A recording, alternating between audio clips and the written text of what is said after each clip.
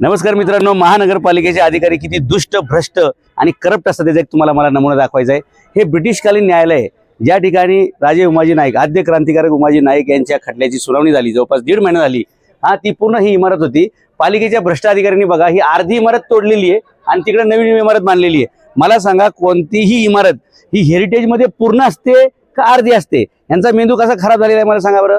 की ही बिल्डिंग पूर्ण तिथपर्यंत होती, तुम्हाला काय नवीन बिल्डिंग बांधायची तिकडे बांधा तुम्ही, परंतु उमाजी नाईक यांचा इतिहास मिटवण्याचा, उमाजी नाईक यांचा ऐतिहासिक संदर्भ संपवण्याचा हा महानगरपालिकेच्या दुष्ट अधिकाऱ्यांचा हा डाव आहे। आणि ही पूर्ण ब्रिटिशकालीन न्यायालय बरं का। न्यायालय कधी अर्धी बिल्डिंग असते का हो?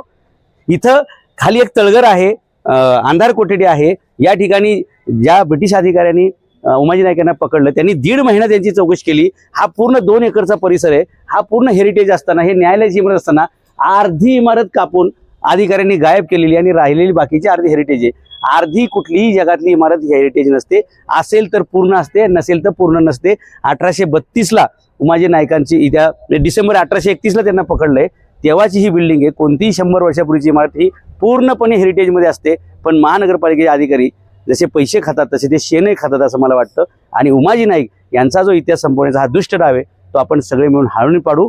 आणि हा जो 2 एकरचा पूर्ण परिसर आहे, ज्या ठिकाणी उमाजी नाईकांची चौकशी झाली, न्यायालयाने त्यांना 1.5 महिन्यात चौकशी केली, याच परिसरामध्ये त्यांना फासावर लटकवलं आणि ते त्यांचा प्राण गेल्यानंतर पुढे हे जे पिंपळाचं झाड दिसते तुम्हाला, तिथे त्यांना 3 दिवस तिथे लटकवलं होतं की बाकीच्या भारतीय लोकांनी दहशत खावी आणि ब्रिटिशांच्या विरुद्ध लढू नये। पण उमाजी नाईक यांचं कर्तृत्व एवढं मोठं की त्यांनी अख्खा जाहीरनामाच प्रकाशित केला होता की ब्रिटिशांना कसं सळोकीपळ करून सोडायचं। अशा मोठ्या माणसाच्या ऐतिहासिक संदर्भ असलेली ही अर्धी वास्तू भ्रष्ट अधिकाऱ्यांनी गायब केलेली आहे। ती फक्त ऐतिहासिक वास्तू गायब नाही करत, ते उमाजी नाईकांचा इतिहास गायब करायचा प्रयत्न करतायत।